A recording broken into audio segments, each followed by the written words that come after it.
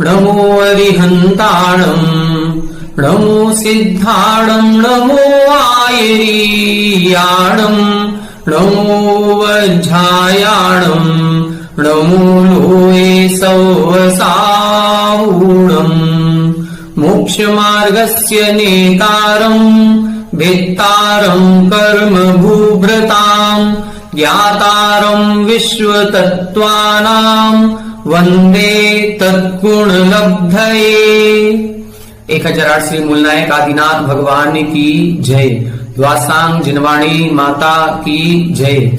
आचार्य श्रेष्ठ आचार्य गुरुवर श्री 108 पूज्यपाद स्वामी महाराज की जय। आचार्य श्रेष्ठ आचार्य गुरुवर श्री 108 विद्यासागर जी महाराज की जय। जगत पूज्य निर्यापक श्रमण मुनि पुंगव श्री 108 सुधा सागर जी महाराज की जय। समस्त मुनि संघ की जय। आलोक मोदी स्वाध्याय सुधा यूट्यूब चैनल पर आप सभी दर्शकों का एक बार पुनः हार्दिक स्वागत, हार्दिक अभिनंदन।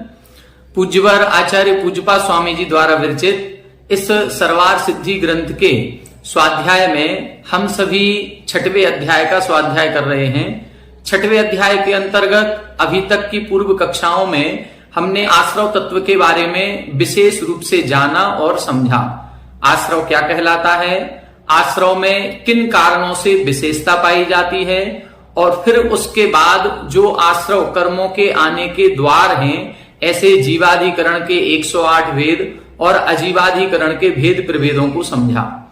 इनको समझने के बाद फिर एक एक कर्म का पर्टिकुलर अलग अलग क्रियाएं कुछ ऐसी बताई गई जिनसे उस पर्टिकुलर कर्म का आश्रव होता है। ज्ञानावरण दर्शनावरण कर्म का आश्रव किन क्रियाओं से होता है, ऐसी प्रदोष, निहनव, मात्सर्य, अंतराय, आसादन और उपघात 6 क्रियाओं का वर्णन इस ग्रंथ में अपन को पढ़ने को मिला।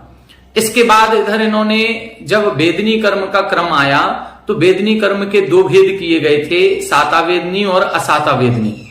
असातावेदनी कर्म का आश्रव किन कारणों से होता है। संसार में हम सभी जीव रहते हैं, तो संसार में इन सभी जीवों को दुख की प्राप्ति किन कारणों से होती है।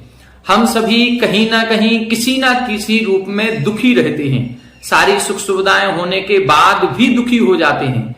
तो जब हम दुख का वेदन करते हैं तो वह किसी ना किसी कर्म के कारण से होता है।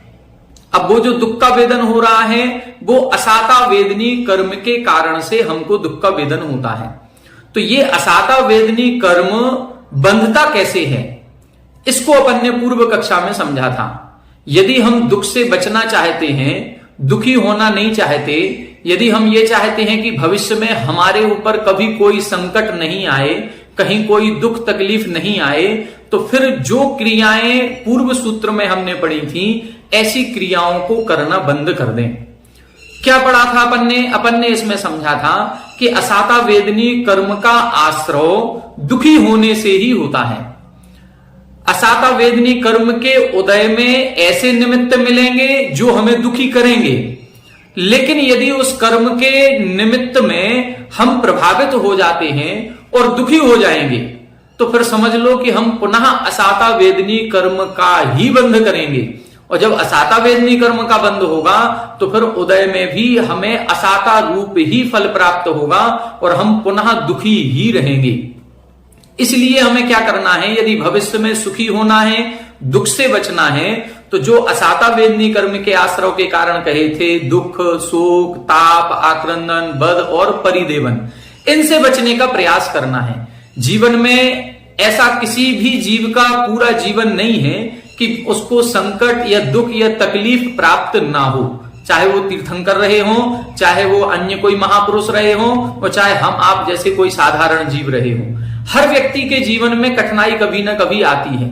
बस अब हमें उन कठिनाइयों में समता परिणाम रखना है और उन कष्ट के दिनों में, दुख के दिनों में भी सुखी होकर के दिखाना है।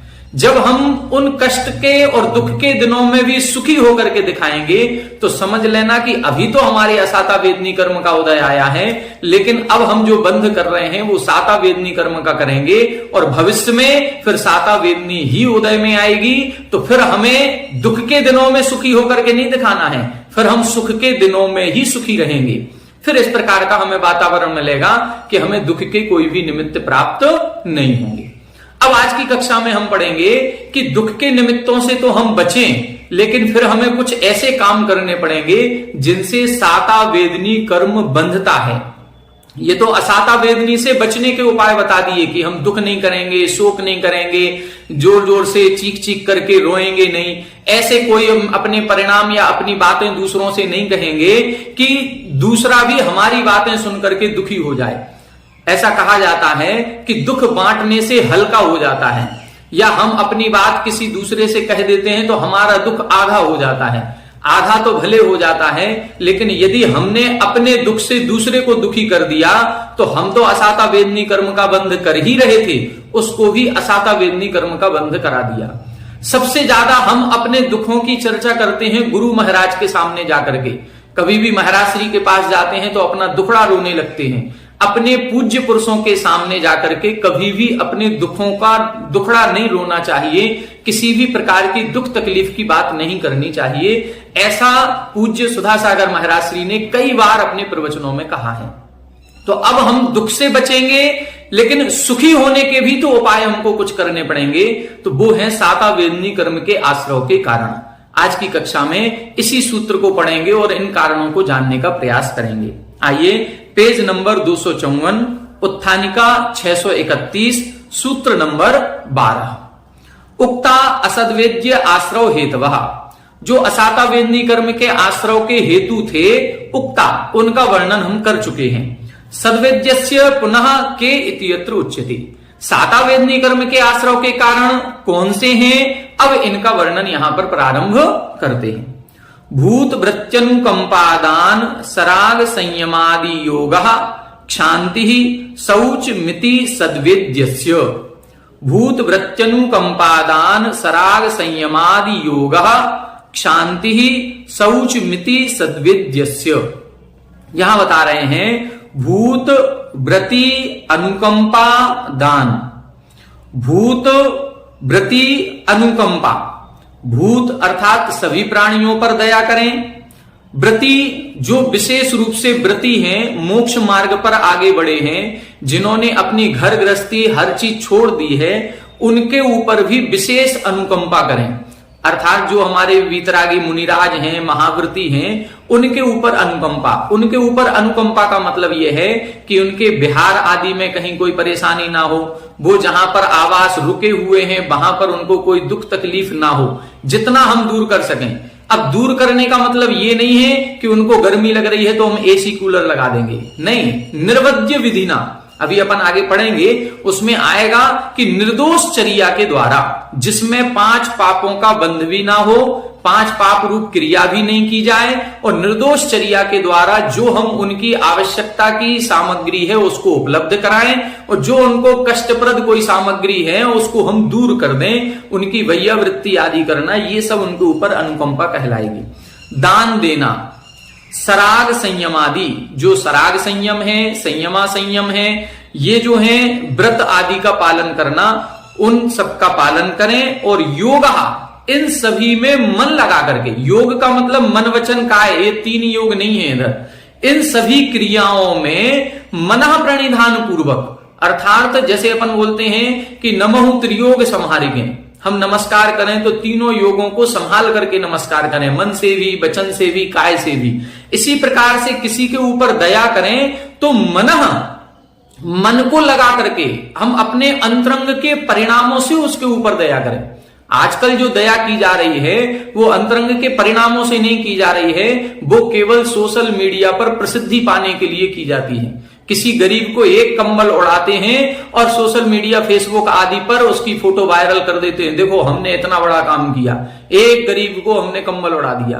एक गाय को रोटी खिलाएंगे तो उस गाय को रोटी खिलाते हुए भी एक फोटो खींचेंगे और उसको वायरल करेंगे। तो हम उस गाय की जो दुख है या उसको भूख की वेदना थी, उसको दूर करने के लिए जो अंतरंग से अनुकंपा का भाव आना चाहिए वो नहीं है। अपनी प्रसिद्धि का भाव यदि आ रहा है तो वो फिर योगा नहीं कहलाएगा। योगा का मतलब है यहां पर जितनी भी क्रियाएं की जाएंगी।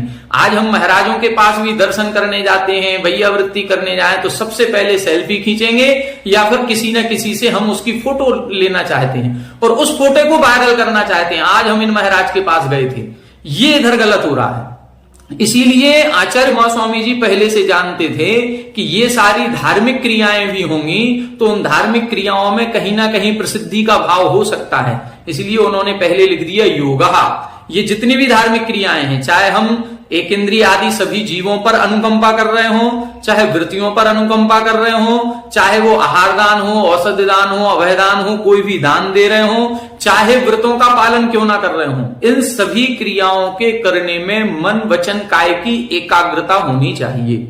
फिर शांति, शांति का मतलब है कि कसायों की मंदता होनी चाहिए, और शौचम, उन कसायों में भी लोभ कसाय की विशेष मंदता होने पर इति सद्वेद्यस्य, ये साता वेदनी कर्म के आश्रव के कारण बनते हैं। तो ये सामान्य से अपन ने सूत्र का अर्थ समझा।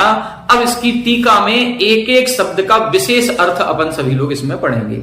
632 नंबर, तासु तासु गतिषु कर्मोदय वसात भवंती इति भूतानि प्राणिनः इत्यर्थः। भूत किसे कहते हैं? तो भूत शब्द कैसे बनता है? तासु तासु गतिषु कर्मोदय वसात भवंती। भू धातु का मतलब होता है होना अर्थ में। तो जो होते हैं, कहां होते हैं? उन गतियों में होते हैं। किस कारण से होते हैं? कर्मोदय के कारण से होते हैं। तो जो चार गतियां कही गई हैं, उन चारों गतियों में अपने अपने कर्मों के कारण से जो होते हैं, इसलिए वो भूत कहलाते हैं। भू धातु होने अर्थ में होती है। और इसका अर्थ क्या है? प्राणिनः। कौन होते हैं? प्राणी होते हैं। तो चाहे वो एक इंद्रिय हो, त्रियंच गति के हो, चाहे देव गति के हो, नरक गति के हो, किसी भी गति के कोई भी इंद्रिय वाले जीव हो, वो सभी जीव किसके अंतर्गत आएंगे? भूत कहलाएंगे। व्रतानि अहिंसादीनि वक्ष्यन्ते तद्वन्तो व्रतिनः। व्रति किसे कहेंगे? तो व्रति के लिए बता रहे हैं व्रतानि अहिंसादीनि। व्रत कौन है? अहिंसा आदि व्रत कहलाते हैं। अहिंसा, सत्य, ऐस्तेय, ब्रह्मचर्य और अपरिग्रह, तो ये 5 व्रत कहलाते हैं। वक्ष्यन्ते, वक्ष्यन्ते का मतलब है इनका वर्णन आगे करेंगे। अभी तक पिछले 5 अध्यायों में इनका वर्णन आया नहीं है। 7वें अध्याय में जब अपन पढ़ेंगे तब इनका वर्णन आएगा। तद्वन्तो व्रतिनः, उन व्रतों से सहित जो होता है उसे हम व्रति कहते हैं। जैसे धन से जो सहित होता है उसको धनवान कहते हैं, ऐसे व्रतों से सहित जो होता है उसे हम व्रति कहते हैं। ते द्विविधा, वो व्रति जीव कितने प्रकार के हैं? 2 प्रकार के हैं। अगारम प्रति निवृत्य औत्सुक्या संयता, ग्रहणश्च संयता संयता। जो अगारम प्रति, अगार बोलते हैं घर को, जो घर के प्रति निवृत्य औत्सुक्या, जिसकी घर में किसी प्रकार की रुचि नहीं है, कि जो घर में रहे, घर गृहस्थी के उपकरणों से सहित रहे, ऐसा घर के और घर गृहस्थी से संबंधित कोई भी क्रियाएं हैं उनमें जिसको बिल्कुल भी रुचि नहीं है, और जो निवृत्त उन सभी घर गृहस्थी के कार्यों को छोड़ चुका है, ऐसा व्यक्ति तो कहलाता है संयता। उसको हम संयमी जीव कहते हैं, जैसे मुनिराज। और ग्रहणश्च संयता संयता, जो गृहिणा है अर्थात जो घर में रहता है, गृहस्थ है, वो संयता संयत हो सकता है। ठीक है, तो जो घर में रहने वाले व्रती हैं वो संयता संयत कहलाएंगे, जो घर छोड़ दिए हैं वो संयमी जीव कहलाएंगे। अनुग्रह आद्रीकृत चेतसः पर पीड़ाम आत्मस्थाम इव कुर्वतः अनुकंपनम अनुकंपा। अनुकंपा कैसे कहेंगे? पहले देखो, भूत, व्रति, अनुकंपा, ये 3 शब्द लिखे थे, तो भूत की परिभाषा बता दी, फिर वृत्ति की बता दी, अब अनुकंपा की बता रहे हैं। अनुकंपा क्या है? तो अनुकंपा में बता रहे हैं अनुग्रह आद्रीकृत चेतसः। अनुग्रह यानी उपकार, उपकार करने की भावना से हमारा मन द्रवित हो रहा है। किसी की हमने पीड़ा देखी और उस पीड़ा को देख करके ऐसा मन में भाव आया कि इसकी पीड़ा को हम कैसे दूर कर सकें। ये जो भाव आ रहा है, इस भाव के साथ पर पीड़ाम आत्मस्थाम इव, दूसरे की पीड़ा को, दूसरे के दुख दर्द को आत्मस्थाम इव, अपना मान करके कि ये पीड़ा दूसरे को नहीं हो रही है, ये स्वयं को हो रही है, इस प्रकार की पीड़ा को स्वयं का मानते हुए अनुकंपनम अनुकंपा, जो क्रियाएं की जाती हैं, उसके दुख दूर करने की जो क्रियाएं होती हैं उसको हम अनुकंपा कहते हैं। अभी अपन ने असाता वेदनी कर्म में देखा था कि दुख की 3 कैटेगरी बनाई थी, स्वयं के संबंध की, दूसरे के संबंध की और दोनों के संबंध की। मतलब हम अपने दुख से दुखी हैं तो भी असाता वेदनी कर्म का बंध कर रहे हैं, दूसरे के दुख से दुखी हैं तो भी असाता वेदनी का बंध कर रहे हैं। अब यहां कह रहे हैं पर पीड़ाम आत्मस्थाम, दूसरे की पीड़ा को स्वयं का मानना है। अब जब हम दूसरे की पीड़ा को, दूसरे के दुख को स्वयं का मानेंगे तो फिर असाता वेदनी कर्म का बंध हो जाएगा। इधर आप साता वेदनी के आश्रव लिख रहे हैं, नहीं, एक अपन को विशेषण देखना है। पहले विशेषण दिया अनुग्रह आद्रीकृत चेतसा, वहां असाता वेदनी कर्म में यदि हम दुख से दुखी तो हो रहे हैं लेकिन उस दुख को दूर करने का कोई उपाय नहीं कर रहे हैं तो हमें असाता वेदनी कर्म का बंध होगा। लेकिन यदि हम उसके उपकारी हैं, उपकार करने की भावना है कि इसका दुख दूर कैसे हो, तब यदि हम दुखी हो रहे हैं तो फिर वो साता वेदनी कर्म के अंतर्गत आ जाएगा। यदि कहीं कोई एक जानवर है, कोई पशु है जो किसी पीड़ा से बिलख रहा है और उसके दुख को देख करके आपकी आंखों में आंसू मात्र आए हैं, आपने किया कुछ नहीं, तो समझ लो कि आपके असाता वेदनी कर्म का बंध होगा। आप उसके दुख में दुखी हो गए, लेकिन उसके दुख में दुखी होने के साथ साथ आपने कुछ उसका उपचार किया है या उपाय करने की कुछ सोची है, डॉक्टर आदि से बात किए, उसको कुछ उपचार किया है, तो फिर वो साता वेदनी कर्म के आश्रव में कारण बनेगा। तो ये विशेष ध्यान देना है। भूतेषु व्रतिषु च अनुकंपा, भूत व्रति अनुकंपा। भूतेषु अर्थात प्राणियों में और व्रतेषु अर्थात व्रतियों में जो अनुकंपा की जाती है उसे भूत व्रति अनुकंपा कहते हैं। परानुग्रह बुद्धिया स्वस्य अतिसर्जनम दानम, दान किसे कहते हैं? दूसरे का उपकार हो इस प्रकार की भावना से स्वस्य अतिसर्जनम, अपने धन संपत्ति आदि का त्याग करना, ये दान कहलाता है। दान में मुख्यता होती है दूसरे के उपकार की, स्वयं का तो होता ही होता है। जब अपन आगे 7वां अध्याय पढ़ेंगे उसमें दान की जब परिभाषा बताएंगे तो उसमें लिखा है अनुग्रहार्थम स्वस्याति सर्वो दानम।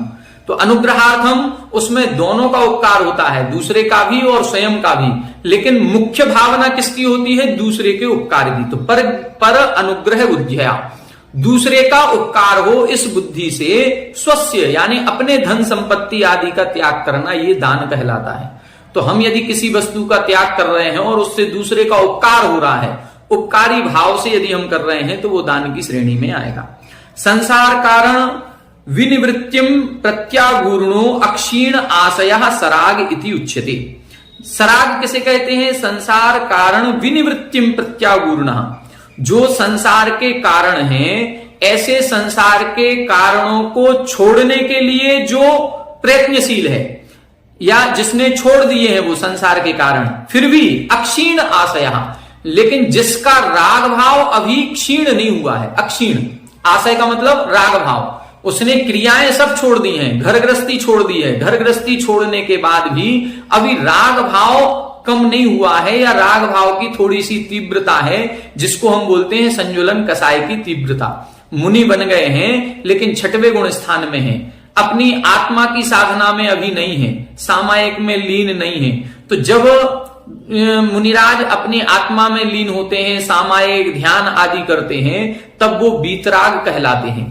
लेकिन जब वो प्रवचन दे रहे हैं, जब वो कहीं ईरिया समिति से चल रहे हैं, विहार कर रहे हैं, शास्त्र स्वाध्याय कर रहे हैं, अन्य कोई क्रियाएं कर रहे हैं, तो उस समय वो सरागी कहे जाते हैं, बीतरागी नहीं कहे जाते। तो बीतरागी जिस समय आत्म ध्यान में है उस समय बीतरागी, अन्य समय में वो सरागी कहते हैं। निर्वृत्ति परक जब क्रियाएं होती हैं तो वो बीतरागी हैं, और प्रवृत्ति परक जब क्रियाएं होती हैं तो सरागी कहते हैं। प्राणी इंद्रियेषु अशुभ प्रवृत्ते विरति ही संयम। संयम किसे कहते हैं? प्राणियों में और इंद्रियेषु, इंद्रियों में अशुभ प्रवृत्ति विरति, जो अशुभ प्रवृत्ति हो रही थी उससे विरक्त हो जाना, उससे रहित हो जाना, इसे संयम कहते हैं। प्राणियों में और इंद्रियों में, प्राणी 6 प्रकार के कहे गए, 5 स्थावर और 1 त्रस्काय, तो 6 काय के जीव, और इंद्रियां 5 इंद्रियां और 1 मन।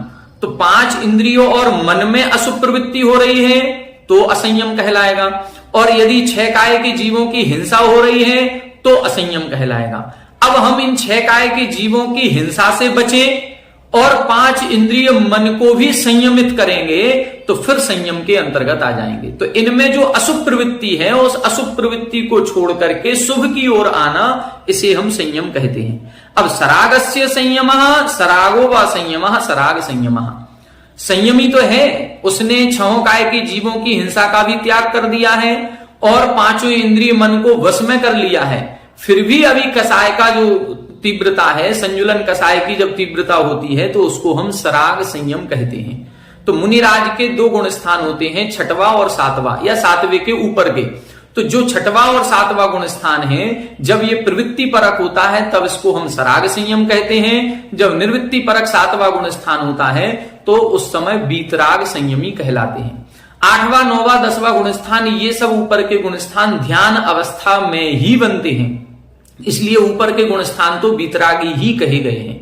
6वां गुण स्थान सराग संयमी का, 7वां गुण स्थान दोनों सरागी भी हो सकता है, बीतरागी भी हो सकता है, और 8वां गुण स्थान तो बीतरागी ही है या 8वें के ऊपर वाले।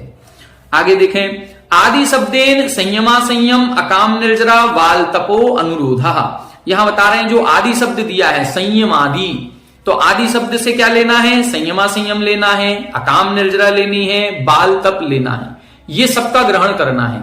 मतलब बाल तप भी यदि कर रहा है, बाल तप किसे कहते हैं, मिथ्या दृष्टि का जो तप होता है वो बाल तप कहलाता है। अकाम निर्जरा किसे कहते हैं, जो आई हुई कष्ट परेशानी विपत्ति है उसको शांत भाव से सहन करना, उसको हम अकाम निर्जरा कहते हैं। तो इन अकाम निर्जरा करने से, बाल तप आदि करने से भी हमारी चूंकि इंद्रियों को हमने संयमित किया है, अपने मन को एक जगह एकाग्र किया है, इसलिए वहां पर भी साता वेदनी कर्म का आश्रय होता है। योगः समाधि सम्यक प्रणिधानम इत्यर्थः। योग का मतलब क्या है, समाधि। समाधि का मतलब सम्यक प्रणिधानम, मतलब इन सभी क्रियाओं में सम्यक प्रणिधान करें हम। मन वचन काय की प्रवृत्ति जो हो रही है वो एक रूप होनी चाहिए।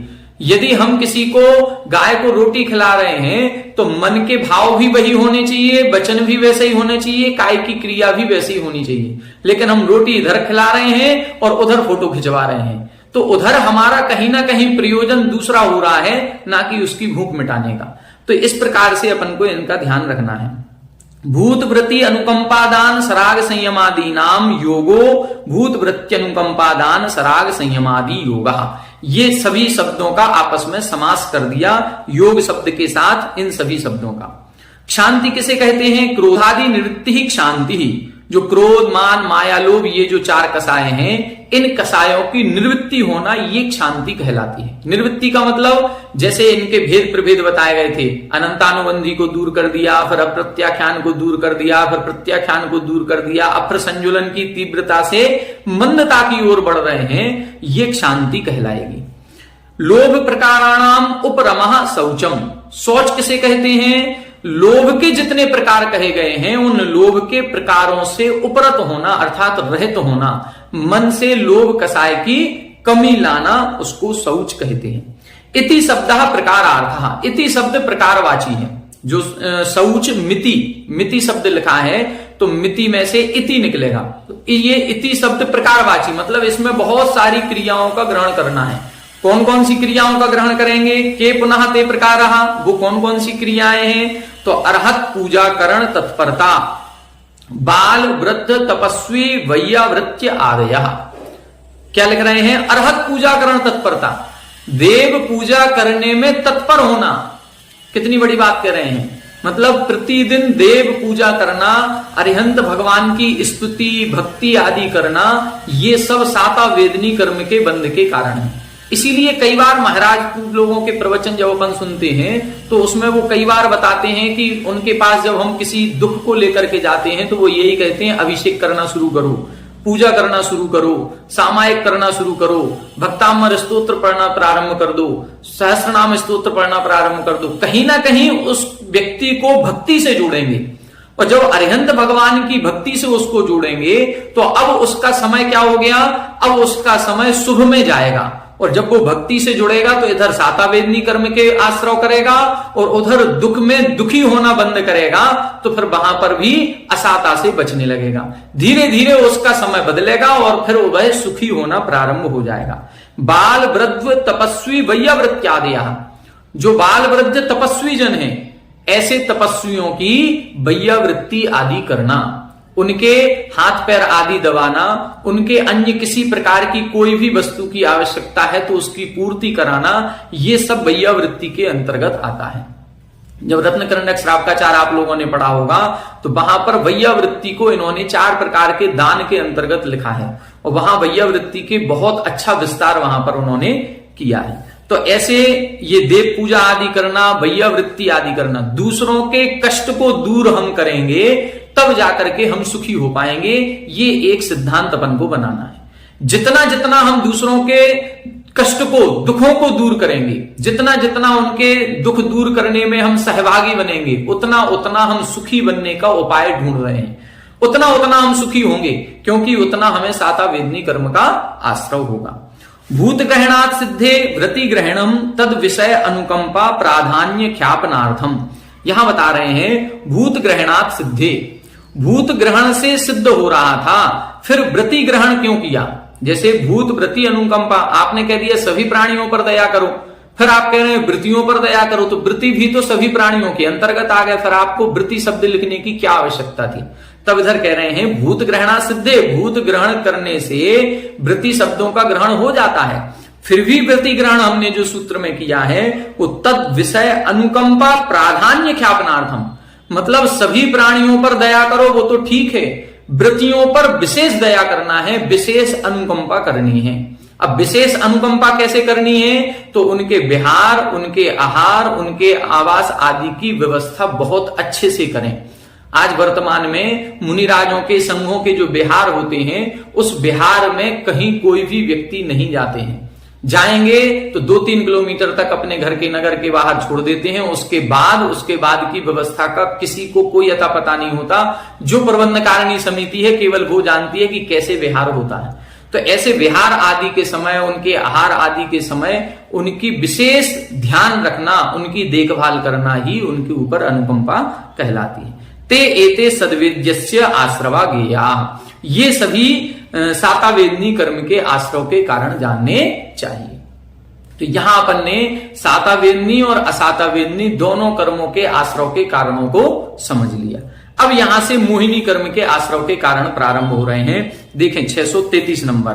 अथ तदनंतर उद्देश्य भाजो मोहस्य आश्रव हेतु वक्तव्ये तद्भेदस्य दर्शन मोहस्य आश्रव हेतु प्रतिपादनार्थम इदम उच्यते। यहां बता रहे हैं तदनंतर उद्देश्य भाज मोहस्य, वेदनी कर्म का वर्णन कर दिया। अब उसके बाद किसका उद्देश्य था? मोहिनी कर्म का। तो मोहिनी कर्म का जब हम वक्तव्य करेंगे तो उस वक्तव्य में उसके 2 भेद हैं, दर्शन मोहिनी और चारित्र मोहिनी। तो पहले, सबसे पहले दर्शन मोहिनी कर्म के आश्रव के कारण बता रहे हैं। पहले ये समझ लें मोहिनी कर्म करता क्या है। मोहिनी कर्म ही एक ऐसा कर्म है जो इस संसार में हमको मोहित करता है, हमारी बुद्धि को पलट देता है, हम मोहित हो जाते हैं, इस संसार को ही अपना मानने लगते हैं। जैसे एक जादूगर होता है और जादूगर जब अपना जादू दिखाता है तो एक नजरबंदी कर देता है और वो जो दिखा रहा है हमें वो बिल्कुल वास्तविकता में सही लगने लगता है। ऐसा लगता है कि बस जो ये कर रहा है ये ही सही है, जबकि वो सही नहीं है।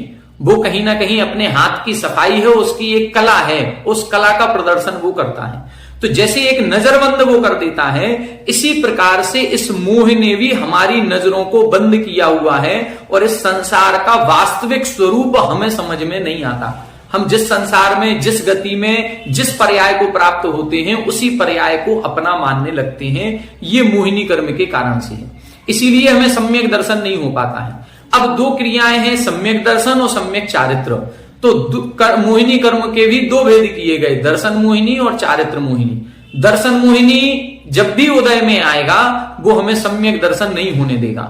मतलब सही संसार का स्वरूप क्या है, आत्मा का सच्चा स्वरूप क्या है, आत्मा का कल्याण कैसे हो सकता है, ये जो वास्तविक मार्ग है उस मार्ग का श्रद्धान ही नहीं होने देगा। ये दर्शन मोहिनी कर्म के उदय में। और चारित्र मोहिनी कर्म के उदय में क्या होगा? ये दर्शन मोहिनी कर्म का उपशम, 6 उपशम कर लिया, हमें सच्चे मार्ग का पता तो चल जाएगा, लेकिन उस मार्ग पर चलने की हिम्मत हम नहीं जुटा पाएंगे। क्यों नहीं जुटा पाएंगे? क्योंकि चारित्र मोहिनी कर्म का उदय है। तो चारित्र मोहिनी कर्म हमें चारित्र की ओर आगे नहीं बढ़ने देगा और दर्शन मोहिनी कर्म का उदय हमको सच्चा श्रद्धान नहीं करने देगा। अब इनका बंध कैसे होता है वो इधर बता रहे हैं। तो सबसे पहले दर्शन मोहिनी कर्म के बंध के कारण बता रहे हैं। देखें, केवली श्रुत संघ धर्म देवा वर्णवादो दर्शन मोहस्य।